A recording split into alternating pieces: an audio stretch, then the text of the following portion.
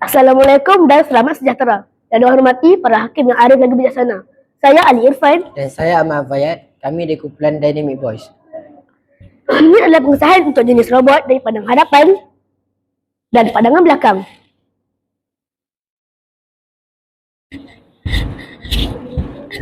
Ini adalah skala gitar dan ini pula skala robot.